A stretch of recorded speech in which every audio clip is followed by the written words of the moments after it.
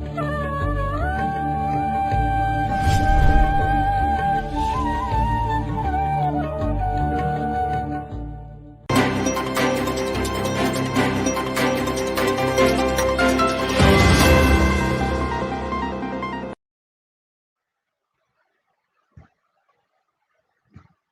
Evening ladies and gentleman.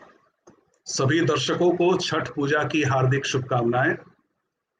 ईश्वर से प्रार्थना है कि सूर्य देव आपके जीवन में आलोक वर्षा करे, आपका जीवन सफल और सुखी हो। Ladies and gentlemen, as we had announced, today we are discussing the introduction of woke education or a different sexual orientations education to children, not only by the government of West Bengal, but also centrally by the National Council of Educational Research and Training, that is NCERT. The NCERT released a new training manual for teachers with a document titled Inclusion of Transgender Children in School Education, Concerns and Roadmap last month. And the West Bengal government has given a go-ahead to some filmmakers who will screen movies pushing an LGBTQ narrative in schools of the state.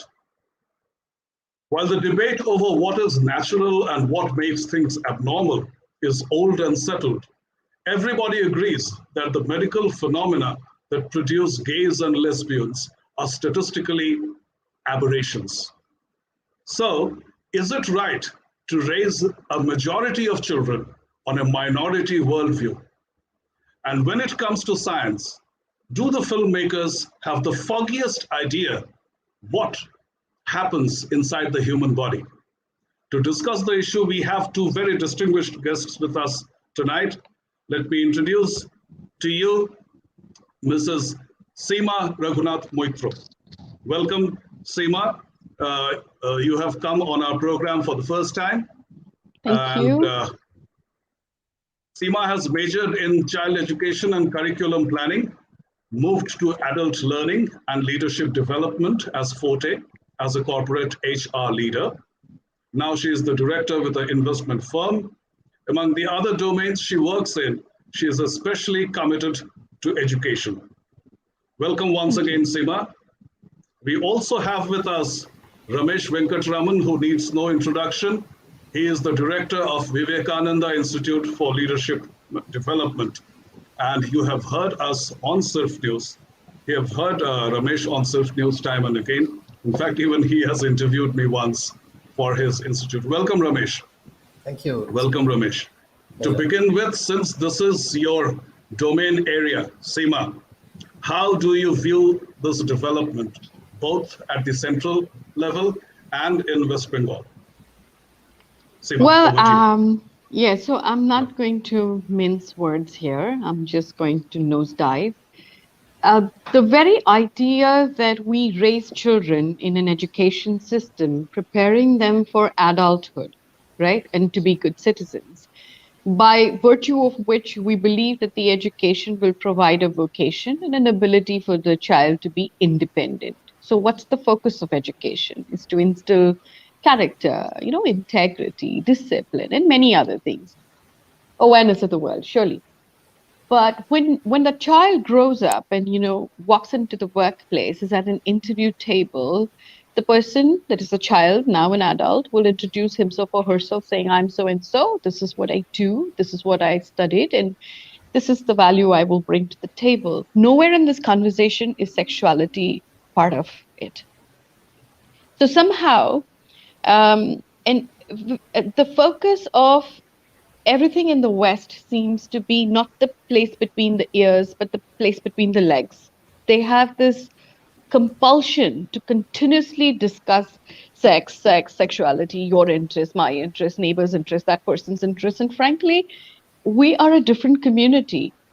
And one of the things that I struggled with while I was leading the function of leadership development, even in India, was that I had to convince the West that we are different creatures, okay? We're part of the human species, but as a society and as a civilization, we're different. And in our community, the idea of someone's preference in their bedroom is so private. Nobody wants to pry. and nobody cares, very honestly. The pride groups, the LGBT groups, they might say, wait a minute, Seema, we have been not given attention. We were treated badly, and we don't get equal opportunity as far as jobs go and many other things. But I would still push back a little bit to say that if you had to go back and study Indian history, then we, that is not just the Indian community, but Southeast Asia as well, that is China, Korea, Japan, and India, we have a history of accepting not the man and the woman, the non binary as well. We've been Right. okay with having them very closely knit into our society. They were never treated as, not equals. In fact, in Korea, there was an entire army of the transgender, and they supported the royalty. And we had the same culture in India as well, where people who perhaps were born as men or demonstrated female characteristics later in life, or by science definition were hermaphrodites, which means that there is mixed genitalia and some combination of the internal organs as well between the two sexes, were actually accepted in the palaces. And they were very, very respected. In fact, they were treasured because they were the best soulmates to queens and princesses. They Yes. really had interests in, women interest subjects. They could understand, they could feel, they could emote, and they were very motherly in their instincts. So they were great at looking after the next generation of royalty. What happened to India is a 350-year-old sad story, which birthed from the Christian invasion.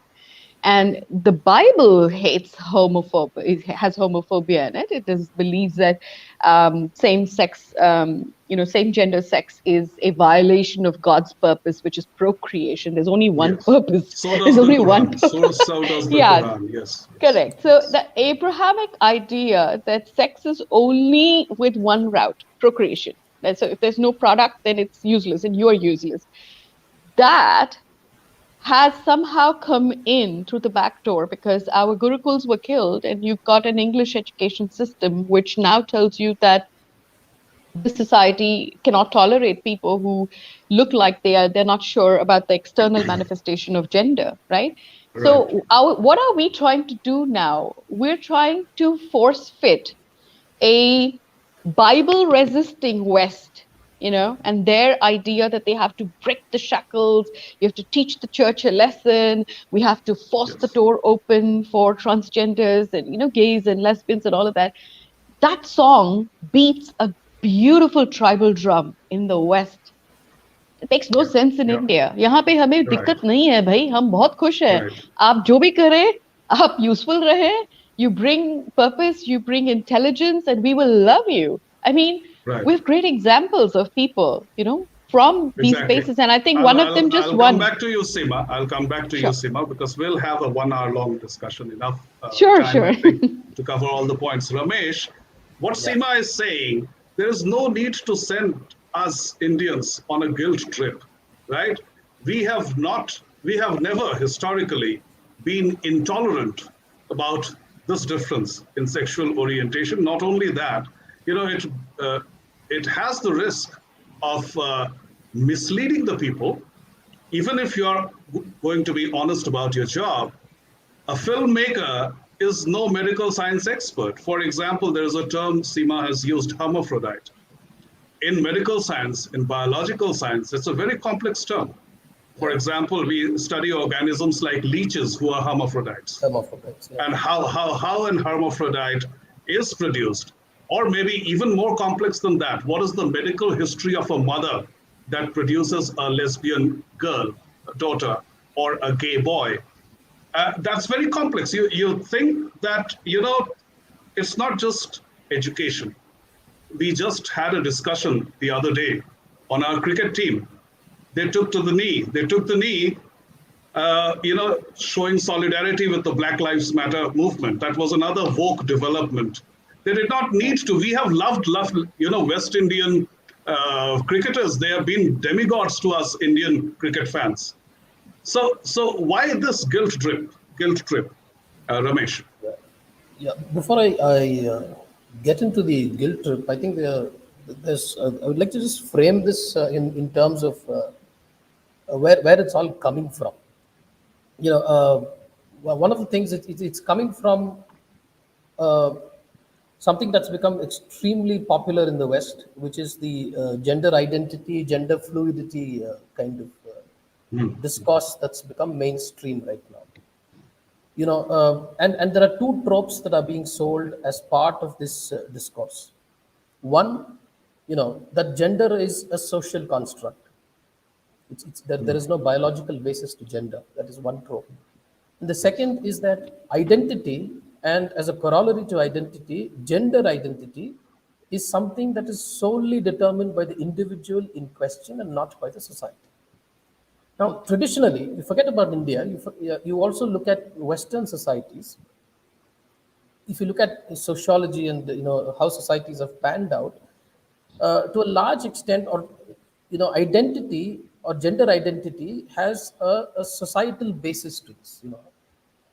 For example, whether we like it or not, it's a complex set of compromises that individuals make between themselves and the society that he or she is embedded in for some sort of a mutually beneficial, sustainable long-term relationship.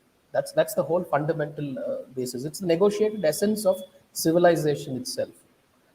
So what we are saying, and for a long time, you know, there's this dyad of the male and the female coming together in society to raise a family, which is the minimum functional unit of society.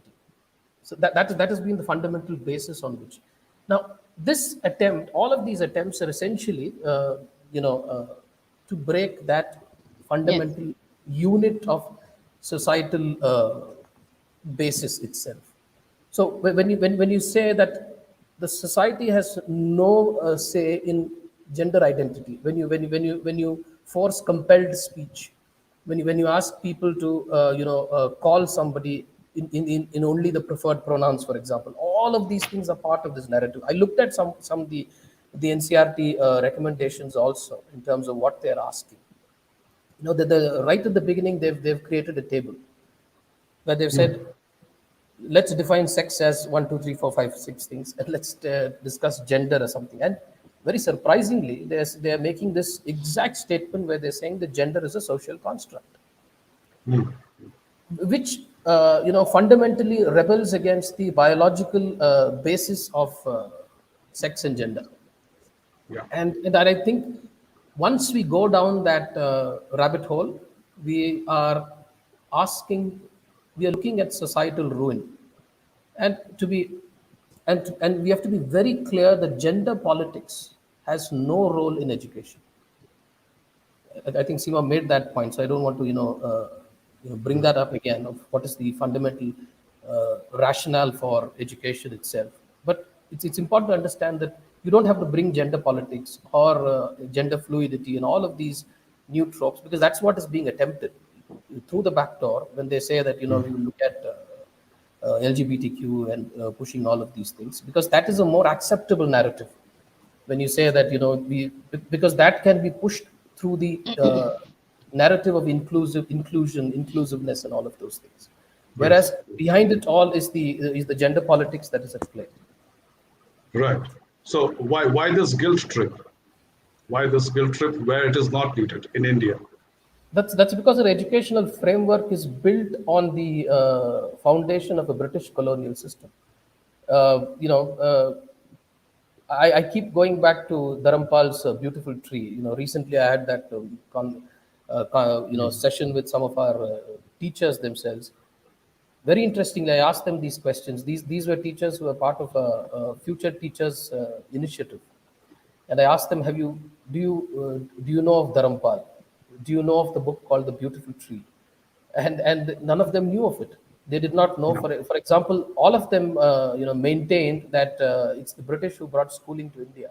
And when I told them that when I told them that Dharampal's records, based on British records themselves, show that the Madras Presidency had 1 lakh schools, and the Bengal presidency had 1 lakh schools themselves, and then these are not schools that were where children were taught under trees.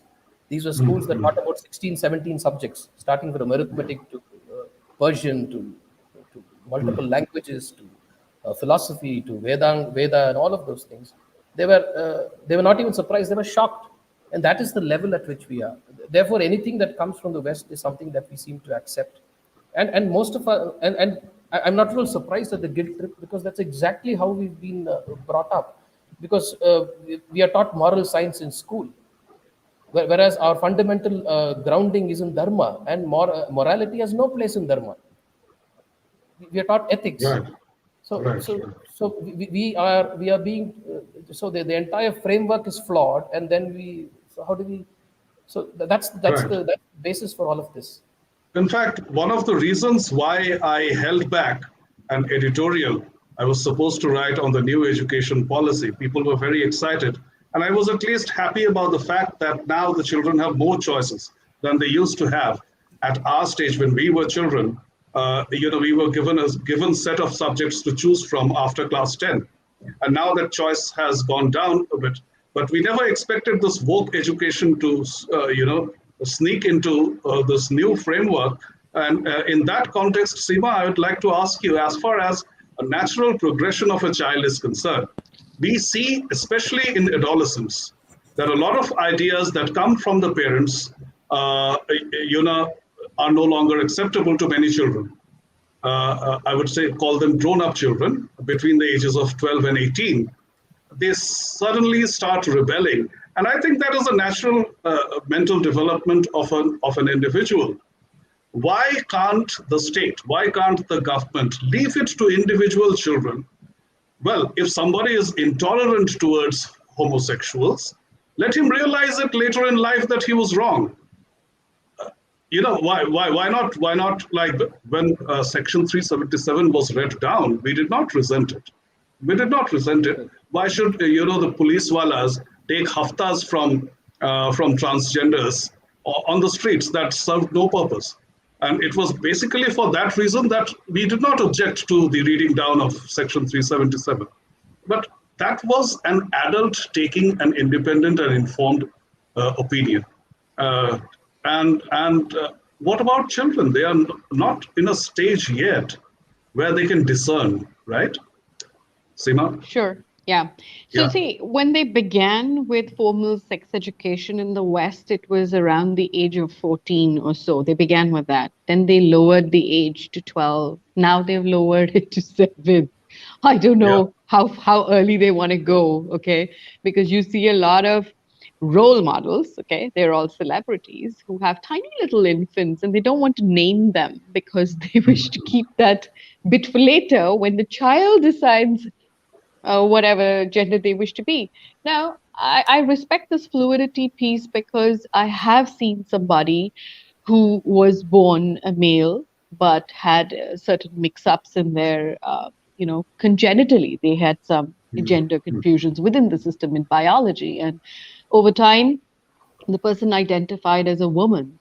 And the society was very kind, and the family was very understanding, and they gave the best education. The child moved forward, went abroad, had a new identity, and lived like any other normal person. Now, this means that this was a natural decision. You see, nobody interfered. Even though we're talking about somebody who was born with certain confusions, they chose what they wanted to be. And I'm talking about my mother's generation. I'm not talking about my generation. Okay. Right. Now, you come to my generation. I'm born in 1976 and I am a severe dyslexic. Okay. So the Indian society, being what it was with education, was very hard on me. And they wrote me off. And I'm going to give you my example because I wouldn't be sitting here as a woman on this panel. I could have been a guy because I was androgynous. I was boy-like.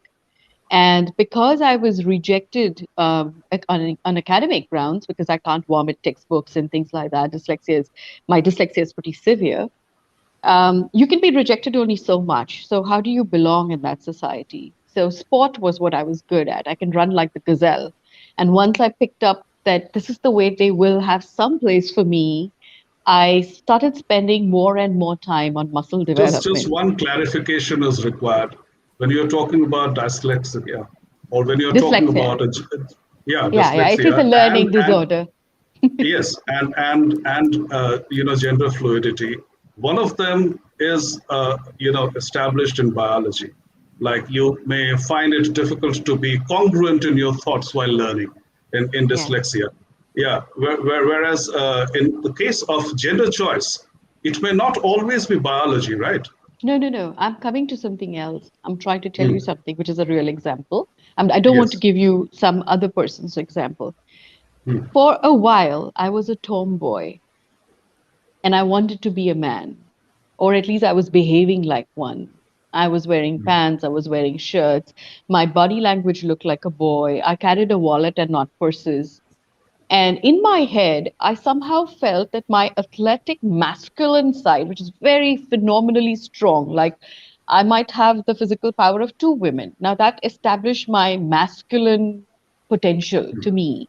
And Okay. as a growing girl who was not introduced this option that I can become a man, okay, Mm, in some time, as I flowered into becoming a woman, by the time I'm 19 or so, I saw, wait a minute, there is scope for me still. So okay. I picked up my education again quite seriously. I mean, along the way that happened. So my belongingness again in society comes in. I'm again beginning to look like a woman. I've come back naturally. I'm not saying that at any juncture I was behaving in any way that would have said that I was a lesbian or anything like that. No, I only was into Mm, sports so heavily that I looked like a boy. I could have transitioned. Now, if that Seema of the 80s is being raised in this modern work society, there's a very high likelihood I'll become a man because you've given me an option. You're telling me that's okay. And there is medicine, there is hormones, yeah. there are doctors, and hum facilities denge aapko. I mean, it just seems like everything is a menu card now. What would you like to be? And I'm getting a little Mm, worried and perturbed about sending that message to children that this is yes. a restaurant. We're serving lots of options here. So don't make up your mind right now. You might think you like Yes. idli sambar, but kya pata tumhe to biryani acha lage thode dino ke baad. So Mm, that's my mm, worry, that if you put this into education and you're not adding it like an annexure. And an annexure right. is good. Right. Like we were taught about sexual reproduction, we were taught about asexual reproduction, but asexual reproduction is not applicable to a very large extent to human society because that's not how we procreate, Yes. right? So we didn't spend Right. so Right. much time on the seahorse Mm, or the whale mm, or whatever. We were focused mm, more on animals and birds and whatever else, and yeah. humans, of course. But the minute now you take this whole section, which is a fraction of human society, and make it a blown up, zoomed up version with so much of attention and focus, you're going Mm, to actually instill a whole new germ of idea in the minds of kids because that's the amount of time you're giving it. So right. the logic is very simple. What you give a lot of time to becomes acceptable, right? And this is the worry point. Like, do you want to add this and say, let's respect the homosexual? Let's respect a person who might transition in their gender. Let's Right. respect somebody who was born a man and became a woman later. There is no difference. They're just like us. And you teach children about how not to bully them. Bullying is a big problem.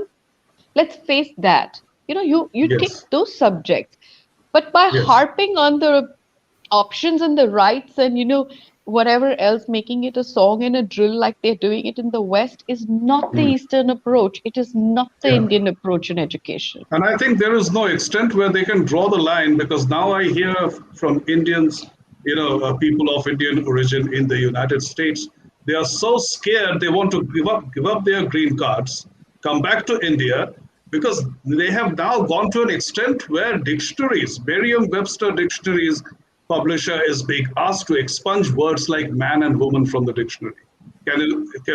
Just imagine to what extent they are going. Finally, after a point, we'll stop communicating. We'll not have a language to talk to because I don't know which word is going to offend someone. Ramesh. Correct. Yeah, Ramesh? Yeah.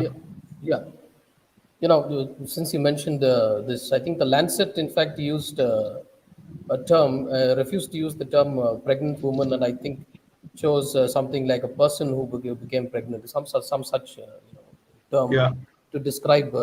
We're talking of Lancet. You're talking of a scientific journal that's started to use things like that, and I think so. What's happening is that while sex education, or whatever you want to call it, is all very well. I'm also beginning to think. I don't know. I come from a generation. I think most of us, three of us here, would probably come in the ballpark. Would be in the roughly in the of the same generation. So I'm wondering. We didn't have any of these things, but haven't we turned out all right? Is a question that I often Yeah. ask myself. Yes. Yes. And in asking that question, you start to question why we are trying to introduce these things into the system. Because one, obviously, many of these questions came up, and for example, when we today babies are allowed to choose their own gender, they're not called babies, they're called tabies. And that's the term that's used, that's the woke term Yes. that's used. And also, a man Yeah. is a child giver and the woman is a child bearer. These are Yeah, the new terms. yeah. These are the new terms that are being used, and it's Hmm. surprising that we've started to broad base the use of the term woke itself, which did not come into did not become very popular or mainstream till about 2012. I think it became most popular, and it's something that's been a part of black cultural history actually for a long time, and it became mainstream only when I think I think George Zimmerman or somebody was shot dead, something like that in George 2012. Floyd. You're talking No, about that's George that's the Floyd. recent one. I Uh, think 2012 there was a Zimmerman case also yes. in the Yes. US where something Hmm. similar happened, and No, initially, yeah, Ramesh, they were using this term woke with a lot of pride, and it was the right. left wing that had started using the term, seeking pride in it, and then we started making fun of them. Yes. Yeah, and woke essentially meant that you're awake and alert to racial and social discrimination. Not any of these Yes. things that we've started Hmm. to Hmm. include, or it's been broad based. And when you speak of left, I think it's important for us to understand that institutions as well as narratives are captured by the left, Yes. and it is left that is also has control over technology, and technology has traditionally always leaned left. Mm, You look at mm. any of these technologies. For example, some of the examples that I'll quote a couple of examples so that it becomes easy. For example, abortion is a technology, right?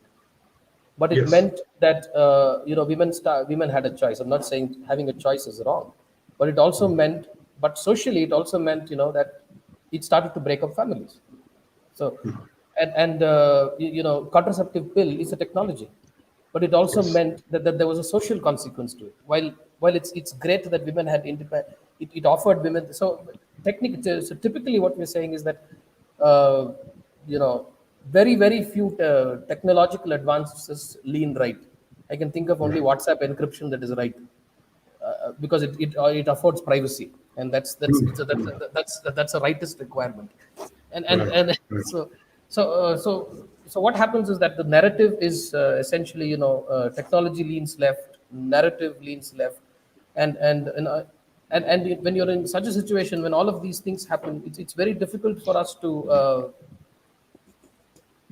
work with all of these things. You have so how do we do when the choice in front of parents, in front of people is are only these schools, and this kind of education is being mainstreamed through a central policy, for example, and while education is still a state subject, this many schools subscribe to a central syllabus like the CBSE Right. schools, Yes. ICSE Even in schools, Bengal, the right? Yeah. CBSE So schools have become very popular. Yes. right, and what's also happened in a state like Karnataka, for example, the state Hmm. syllabus now mirrors this central board syllabus, because many parents demand that they are that what is being taught as part of the state syllabus has to be Yes. or you know It has to be at par with. at par with Yes. the Hmm. CBSE kind of thing, There, which there means is an Go on. Yes. I'll tell you something later. Yeah, which means all of these things will get mirrored here as well. And I'm wondering why. See, I come back to the same point. What is the what? I think the answer lies in finding out what is the point of all this. Why is it Right. that why is it most governments, even governments that start off being right, start to lean left? Right. Is at the core of it all. I mean, even the Yes. current government, Well, right? I have a theory about it, Ramesh. Before I go on to, I move to Seema again. My theory is that if you do not consider for a while the sitting arrangement of the French Parliament, where those who sat to the left of the speakers were against the king, and those who sat to the right, and thus they acquired the name right wing. My theory is that the left and right terminology came in a lot later. Traditionally, people who have not been concentrating on breadwinning for the family, they were more into teaching, into journalism, into philosophizing things, etc. They turned on to become or constitute the left wing. Take, for instance, our program. For 3 consecutive episodes of this program, the person whom I contacted, either from the RSS or the BJP, did not turn up. Why? Because he is essentially a breadwinner for the family. Talking on camera is not his field of work. So you will see this a lot on social media as well. Most right wingers are coming from engineering, medicine backgrounds, etc. Whereas the left is coming from sociology, history, geography, etc. Things where you can have the gift of the gab and be taken as a scholar. You will not be asked to prove rocket science. So that is one thing where, for instance, let's say if I'm a scientist and I get into an argument with Javed Akhtar on Twitter, Javed Akhtar has all the time to counter me, but I'll be called by my boss anytime saying, well, your project is hanging. First look after that, then come back to Twitter. Right. Javed does not have that compulsion. He can carry on and on. Yes, Seema, over to you. Well, this is actually in continuation to what Ramesh began. Yes. And he was talking about the left and the right, and how this woke bit generated fuel and has become quite a bit of a flame now. If we have to play it back, there was an economist, I'm forgetting his name, but he mentioned that this is the golden era for human species, because we've not had, this is little before the COVID happened. So the guy was right in what he was saying. He was referring to no outbreak of TB, smallpox, any kind of plague. Ever since our Second World War has been like a very decent space for the world. So if there was war, it was only in pockets. It wasn't like it was consuming the whole planet. Yes. And he called it the golden era. But I'm seeing a freakonomics here, that whenever there is great lull, like the mind is happy because you're fed, and in the Maslow's Right. hierarchy, Right. hum jhagda nahi kar rahe, khana pina and all of those other things. So you slowly move up, and then now we're all Life is not intellectualizing. happening.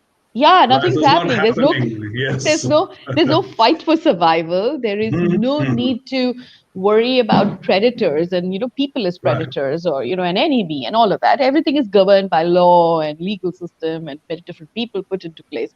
So now what do, you actually take that option which you just mentioned, Surajit, which is you want to be in a place where the job is almost like a feather bedding.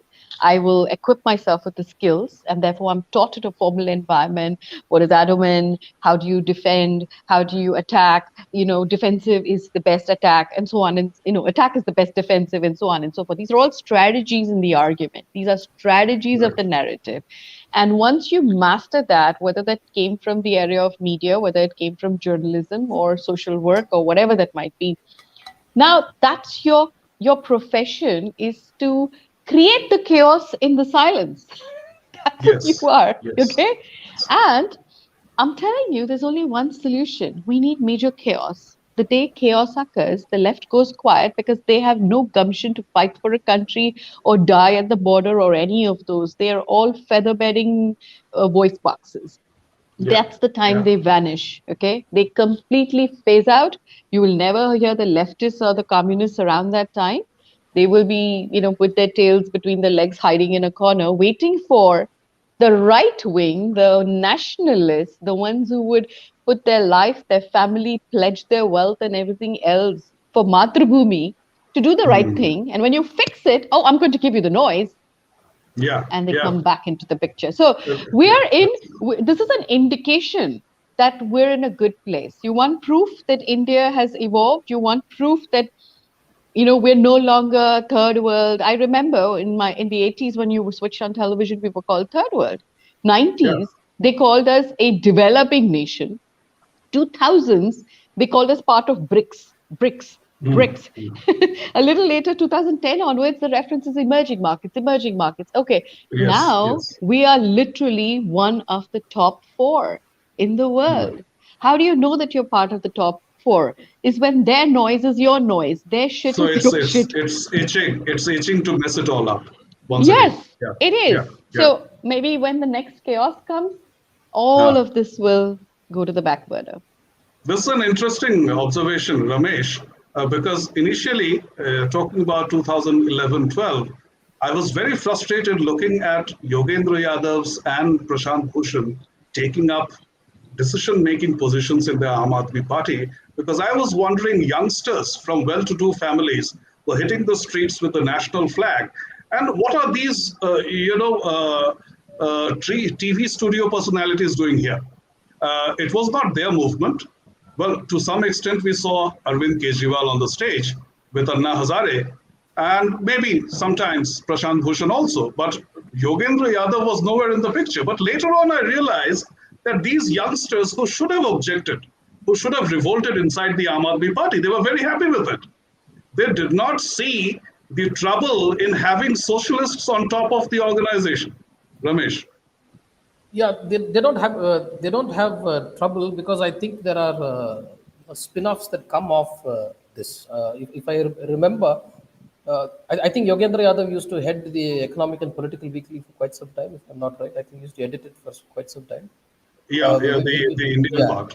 Yes, yeah. yes. So I think there are multiple spin-offs that come from these people make a show and dance of their simplicity and all of that, but it's just a facade. You look at Yogendra Yadav with his unkempt hair and his, Also these effeminate uh, mannerisms. yeah, effeminate mannerisms and his fake soft voice and that little that bag that he hangs on his right shoulder and all of those things, and all of these things are fake as anything else. So that's and what happens is that I think if I I have some ideas of how these left institutions work, for example. And I think today we had this thing in the, I saw something, Ashoka University, doing something that's, they had this whole thing about, and I don't remember what it was, but there was something that was seriously on similar lines and all of these. So most of these universities uh, have people who actually push the narrative, and most of the corporates who support most of these institutions do so knowing fully well that they are doing all of these things because they've already bought into this whole idea. So you look at who funds many of these left-leaning publications. You take The Wire, you take any of these things, and just go to the page that says who are the donors, who are the people who are funding all of these things, and you know very clearly. So what's happening? These are the people who are pushing all of these narratives, and look at where Wire is, how quickly they've reached where they are. Yes. That's the power of the narrative that they have. Look at how the print at least I can give credit to the fact that Shekhar Gupta's uh, uh, popularity and all of that, but the kind of funding that they can manage to get, the kind of all of these things comes from the fact that these are people who have have complete control over the establishment. So so and we so we thought, Yeah. and I'm beginning to wonder that we have a party in government, but do we have a party in power? So Right. you can be in government but not be in power. And I see, and I used It to is read said about that this. it's only the Congress that has mastered that art. The BJP never have. Yes, yes. Yeah. But there is a So reason for that, because if you look at it, the combination of the Chrislam angle, they're both stationed as religions outside of India. They have their centers outside. They have several other countries practicing the faith. So their interest within this largest territory of India is very high from the interest of conversion and many other things. But to fund their agenda, they're willing to pump in money. Now, when we talk about right wing India, who do we have? I mean, there's nobody outside of India who would do something for you except the Indian who left home and who shows greater solidarity to basketball right now. You know, that guy possibly doesn't feel that way about what's happening here. So I have always said this over and over again. The right wing of the world is the poorest side, because the right wing of America doesn't look eye to eye with the right wing of India.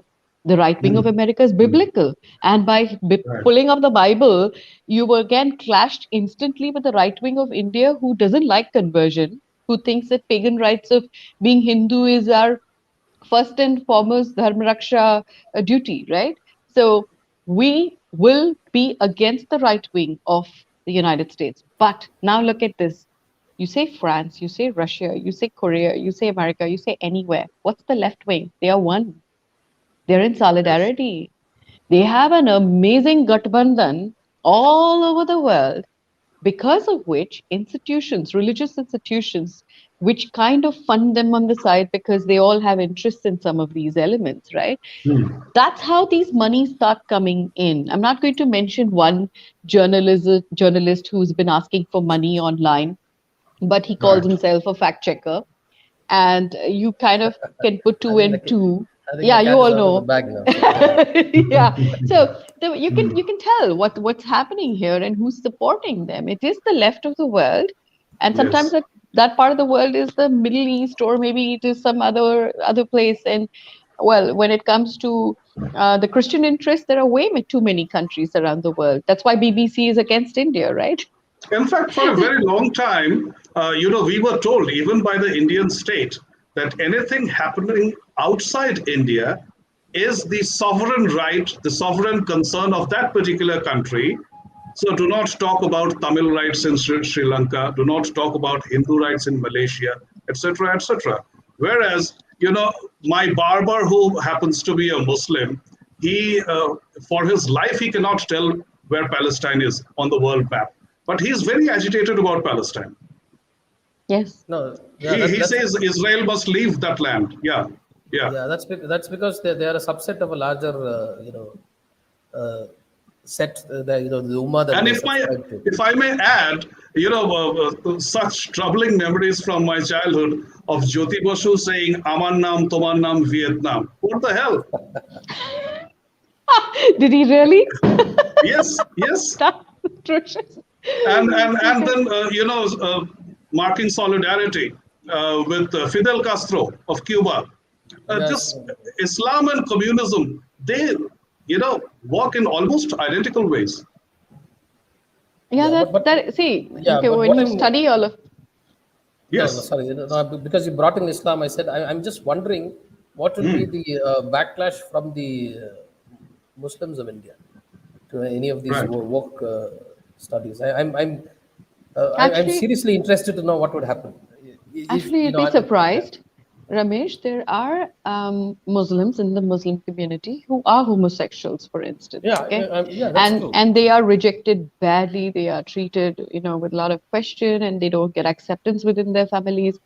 So yes, from their perspective, they are outliers. They kind of stand outside, and for them, the pride movement is more important than just the religious affiliation, and they don't dare to really step away or speak up way too much against the religious ideology, because there's a risk to that. But they're So they are the ones who are pro.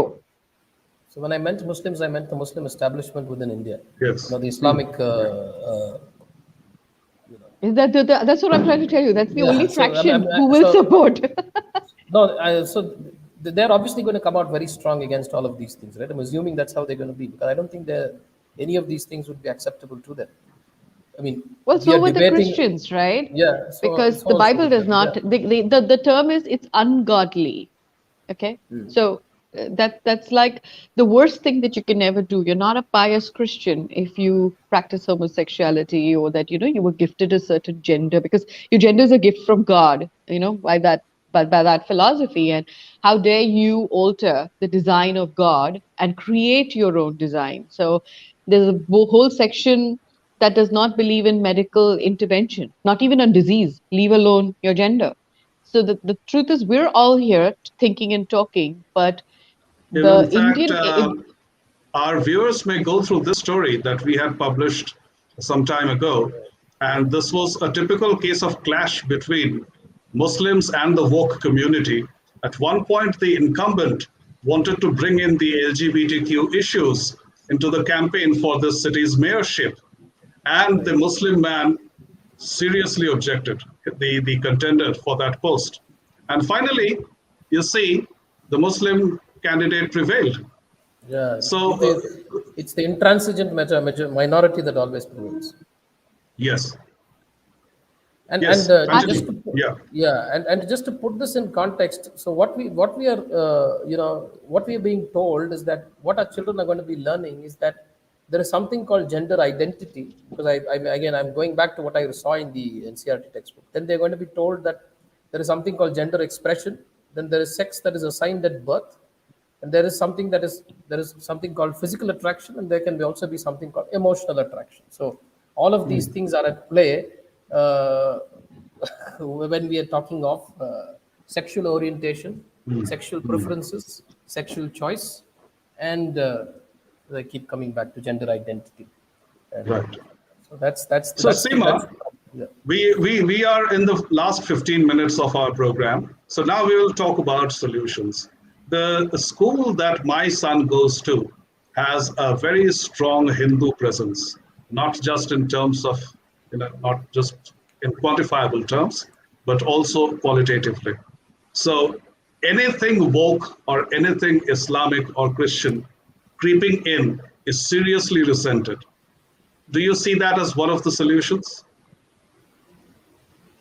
that being a solution, Yeah. that itself being a solution. You Uh, know, one I of the was, solutions to introducing such things to children in schools. Yeah. yeah. Resented by So the establishment as well as the parents. Is that what you're saying? Sometimes the establishment is no less Hindu in character, but Yeah. sometimes you may let your hair loose and drop your guard, and something sneaks in. Yeah, Immediately, all the parents raise an alarm, Oh, and it's okay. gone. And it's gone. yeah. Yeah, Yeah. yeah, So I was going to actually interject a little earlier when you both were in conversation and you were in that yeah. discussion mode where you talked about how Islam has a unified voice, Christians have a unified voice. And that voice, that unified voice, was snatched or rather taken away from us around the time of our independence. That is why we're not allowed to teach Hinduism. Even if you're a Hindu school, there are lots of these regimens and whatever regulations, and we can't congregate as easily as the others can, and our temple funds go away and you're being taxed while others don't. So that bias and prejudice against our community has resulted in us not having a common Mm. body as representative or voice or decision maker who tells the rest of the people, as Hindus, practicing Hindus, what are we supposed to do with this? So when you don't have a parent, you don't have anybody that you can go to who has that ability to translate a message that comes from the law or the government or any other political system on how we are supposed to process it. Now what's happening? A person like you, Surajit, you have to organize something like this for the rest of us to process it. And this is the only avenue we have. We're not part of a temple group, but every Christian is part of a church WhatsApp group. Everything on politics, Modi hate and everything is actually coming from there. You're told what to think, you're told how to respond, you're told how to process, you're told how to react. And how to including riot. Also, how how to to riot. riot, how to protest, yeah, everything. Mm. So the minute you Yes. have a religious body that congregates and allows people to come together, and you have a person to come and tell you, then you're strong. And our greatest deficit today is that we don't have that common body. We have not been allowed to. It's not like all the temples came together and we have one primary center in Kashi or some other place, which says land of Shankaracharya, oh, we're going to have a center in Kerala or whatever. Don't have that. Mm. So Mm. it looks like in the absence of that, we can't just sit back and wait and keep singing and praying some kind of a mantra, hoping for solutions to come. Like Krishna says, you will create your own solutions. Yeah.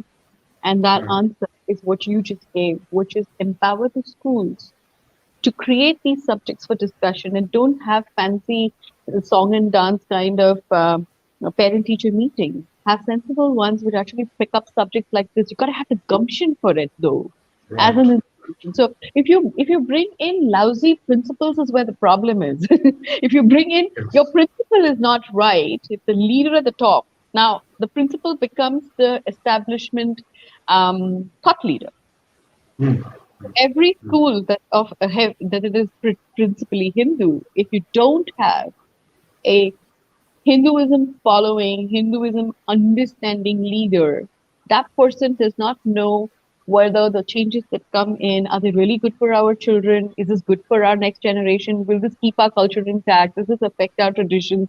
No, they might just be woke and they just flow with it. And if they flow with it, then that school is lost. And with one school lost, you're affected 5,000 kids or whatever that Right. number. So damage can be pretty intense. But there's the other issue that parents don't ask so many questions when they want to get an admission. You have double income families in cities with a lot Mm. of money. You're interested in whether the bus looks good. You know, the bus should be very fancy, the one that comes to pick up Yes. the kid.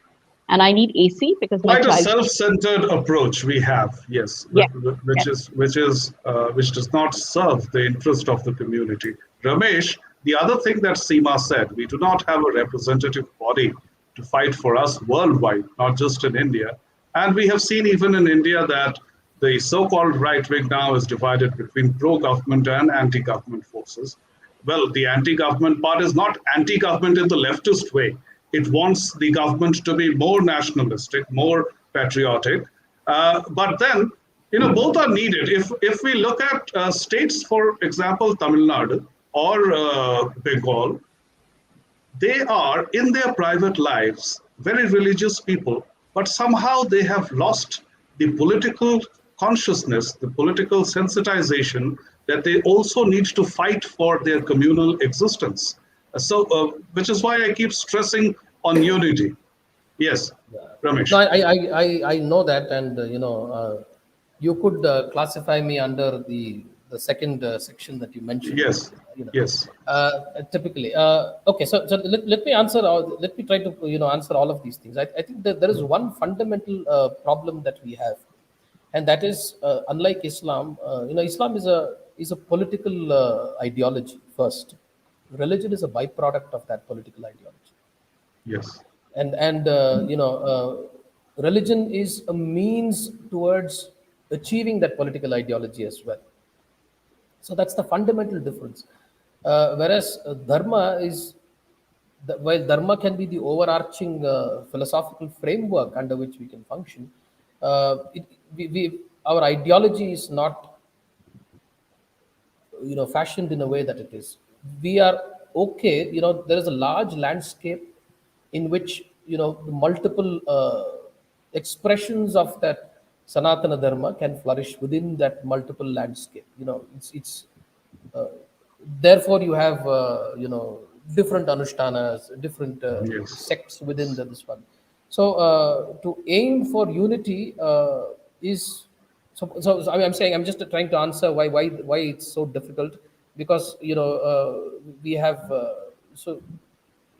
this is a classical No, can't we have political unity while yeah, we continue to right. have religious diversity? Yeah, so we need to have we need to have political unity, and that is the reason why we voted a party into power which we believed would push the cultural as well as all the things that we've not had for city. For example, I can give examples. One is it's fundamentally important.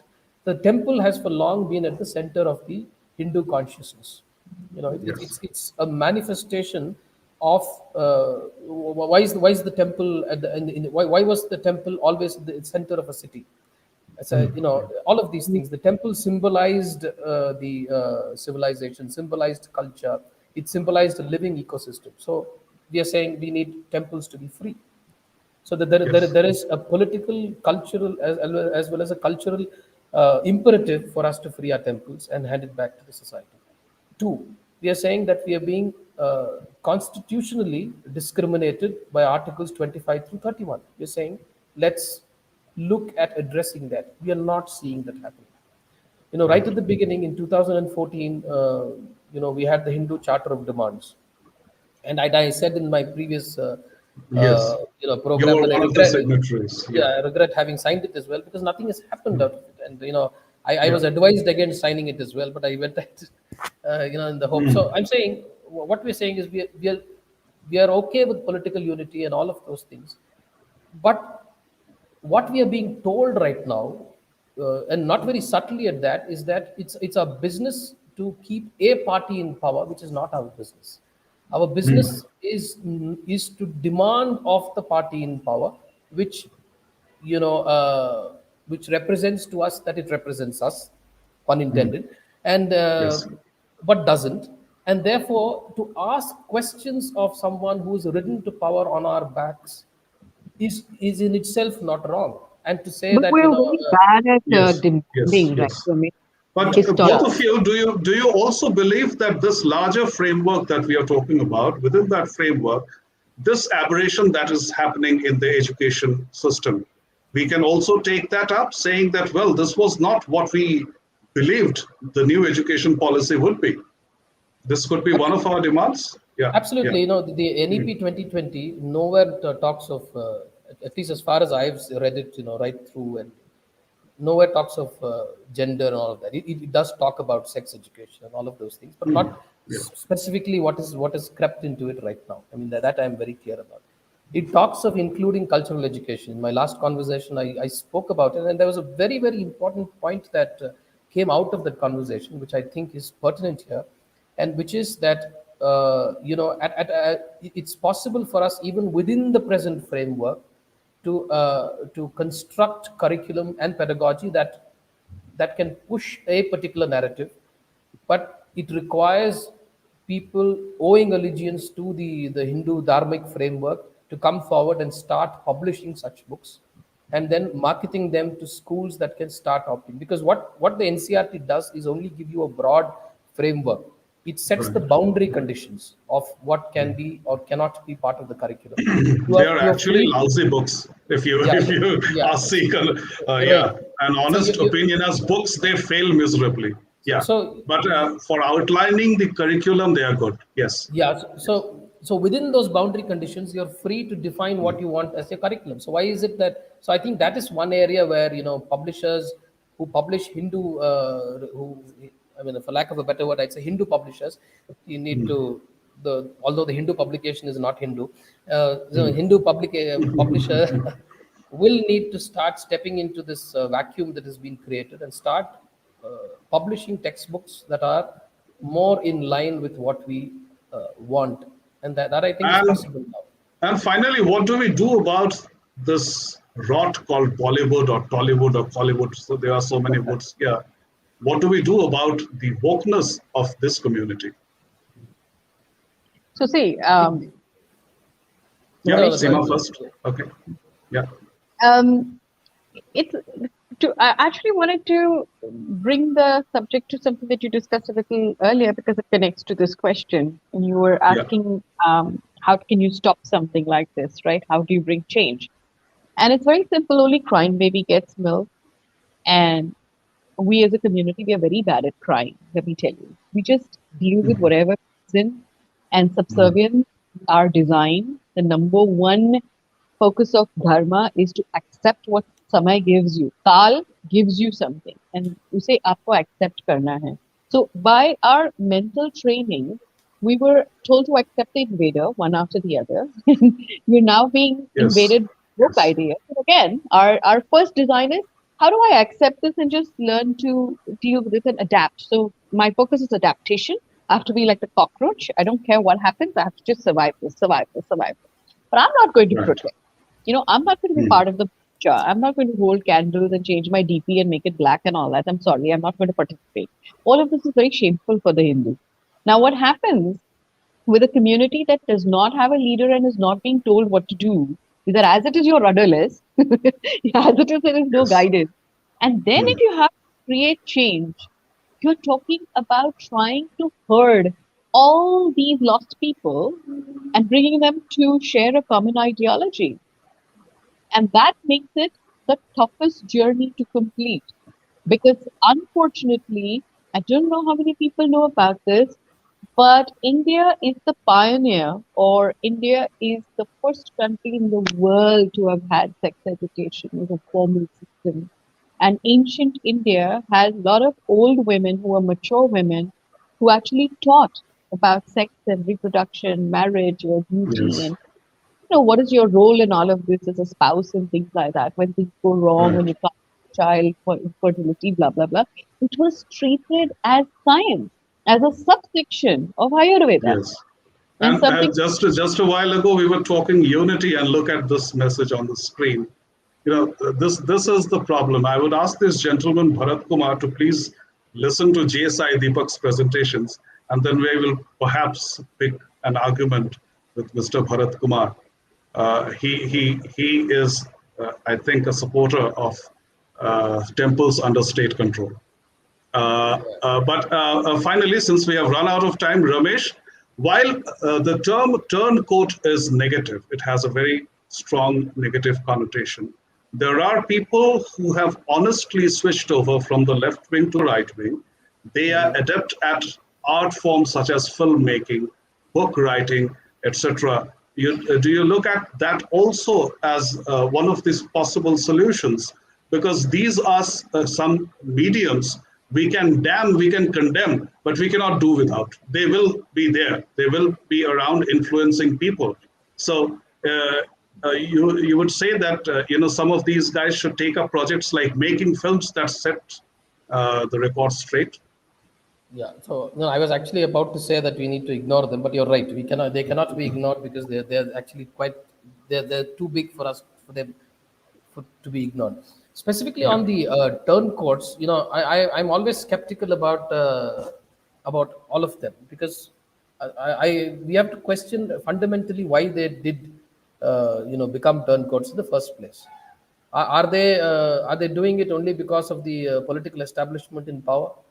And would they and what would how much what would it take for them to not become turncoats again when the I mean it's a question Yes. of when or not whether you Mhm. no government can be in power in perpetuity. I think there will come a time when governments will be Yes. unseated. So will Yes. they remain that? So I would be very wary of placing my Circumspect. Yes. Yes. trust on people like that who quickly Mhm. who at the who change sides so quickly. Um, So we ourselves will have and to learn the tricks of yeah, the trade. Yes. and specifically to answer but to this question of why don't we protest, I think we are doing for Deepavali or any of those things, people did come out on the streets. Right. But look at how the government itself has reacted to people coming out on the streets versus how they react to another community if they were on, if they came out Yes. onto the streets. Yes. I think I think that also is something that we need to look at. I think it's one thing to say that we will not come out, that we don't come out onto the streets. Another thing to say that Shabarimala was perhaps the yeah, only instance perhaps the only where they instance. realized they were mistaken. Yes. Yeah, Yes. Correct. absolutely, Right. And all of absolutely. this is very recent. We have to give Mm. credit. The transformation in the change is not older than 2 to 3 years. I think we've all had it till here and can't take it anymore. So now somebody's got to do something. So it better be me, or else everybody will pass the buck to the next person if it doesn't happen. But more importantly, I think we need to create a next generation, Sujit and Ramesh, of writers and speakers. We don't have good number of young children taking that direction because, like you said, majority of the left and the communists are armed with the pen. and The Gift of the Gab. And when movies like this happen, how many people from the right wing actually bother to put in a review, very honest review? Suppose you went out and filled tomatoes, rotten tomatoes, and everything else with these kind of Yes, reviews. as and when I have made a criticism of any film, I've been told on social media, don't try to be another Arvind Kejriwal. But imagine if there were thousands that Yeah. had. Yes. Yes. Yes. Anyway, we've had a wonderful conversation and enriching conversation. At that, thank you, Seema Thank and Ramesh, for enlightening our viewers. And this, of course, this conversation can never be complete. There are so many minutiae to be covered. But I hope that we have been able to do justice to the topic in the 1 hour framework. And ladies and gentlemen, if you go through the description section of our YouTube, either on my channel or on Self News channel, you will find 3 very important links that you may click on one by one. They'll explain the science of homosexuality. There is also news related to this development. So those of you who were not too sure about the context of this discussion may go through those links. Thanks a lot, everybody. Vande Mataram.